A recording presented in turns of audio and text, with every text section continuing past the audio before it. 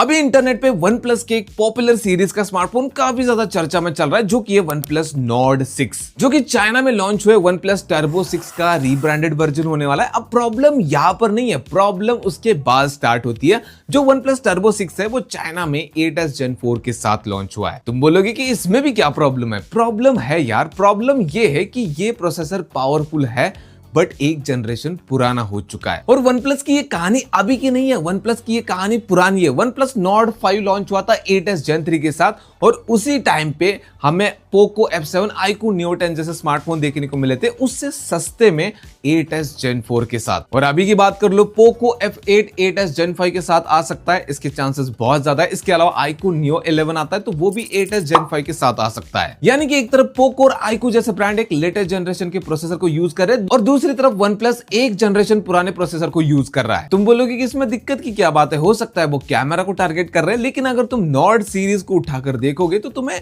ऐसा एक भी फोन नहीं मिलेगा नॉर्ड सीरीज में जिसको देखकर तुम कह सको कि भाई ये कैमरा में काफी बढ़िया था। मैंने नॉर्ड 3 खुद यूज किया है तो मैं बता सकता हूं कि नॉर्ड 3 का कैमरा उतना अच्छा नहीं था, नॉर्ड 4 का कैमरा भी अच्छा नहीं था, नॉर्ड 5 का कैमरा भी अच्छा नहीं था। मतलब मैं ये नहीं कह रहा हूं कि वो बेकार था, लेकिन अगर यहां पर मैं एग्जांपल दूं Vivo T4 Ultra का, जिसमें परफॉर्मेंस और कैमरा दोनों काफी बैलेंस में थे। अगर तुम T4 Ultra को Poco F7 और iQOO Neo 10 से कंपेयर करते हो तो वहां पर वो परफॉर्मेंस में उनसे पीछे रह जाएगा, लेकिन कैमरा में दोनों को पछाड़ देगा। बट वहीं पर तुम नॉर्ड 5 की बात करते हो तो ना तो वो परफॉर्मेंस में पछाड़ सकता था उन दोनों को, ना ही कैमरा में। अब कुछ OnePlus फैन कहेंगे कि भाई OnePlus तो OnePlus है, उसकी UI का एक्सपीरियंस अलग होता है। हाँ, मैं मानता हूं कि UI एक्सपीरियंस काफी बेटर रहता है, लेकिन क्या UI एक्सपीरियंस के लिए तुम इतना पैसा खर्च करोगे? सिर्फ UI यूज करोगे, उसमें गेमिंग नहीं करोगे, कैमरा यूज नहीं करोगे? मेरे पास जो नॉर्ड 3 था उसमें 90 FPS का ऑप्शन था BGMI में, लेकिन जब तुम 90 FPS में खेलते थे तो 90 FPS की गेमिंग होती ही नहीं थी भाई। 40 FPS से लेकर 55 FPS के बीच में FPS रहते थे, उससे ऊपर जाते ही नहीं थे। अब यहाँ पर अगर हम फिर से वापस आते नॉर्ड 6 के ऊपर, तो वो 8s Gen 4 के साथ डेफिनेटली तुम्हें परफॉर्मेंस अच्छी ऑफर करेगा,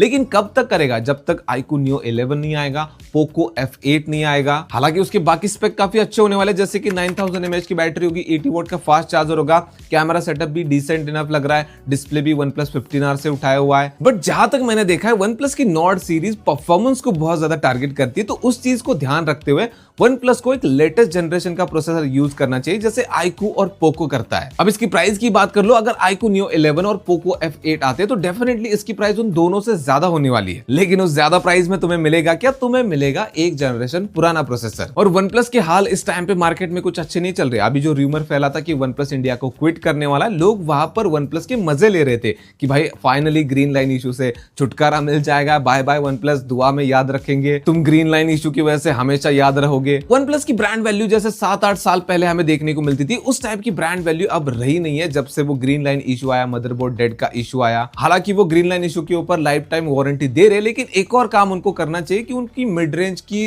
इमेज उनको सुधारनी चाहिए। फर्स्ट टाइम जब OnePlus ने अनाउंस किया था कि वो मिड रेंज सेगमेंट में स्मार्टफोन लॉन्च करेंगे, नॉर्ड सीरीज को अनाउंस किया था, उस टाइम पे बहुत ज्यादा हाइप बनी थी। लेकिन उसके बाद जब OnePlus के स्मार्टफोन आना स्टार्ट हुए, लोगों के अंदर की वो एक्साइटमेंट ही खत्म हो गई। तुम अपने दिल पर हाथ रखकर मुझे बताओ कि तुम कितना बात करते हो जब OnePlus के नॉर्ड सीरीज का कोई नया फोन आता है। अब वैसे तो बोलने के लिए मेरे पास बहुत कुछ है, लेकिन वीडियो बहुत बड़ा हो जाएगा और फालतू में मुझे इस भाषण को लंबा नहीं करना।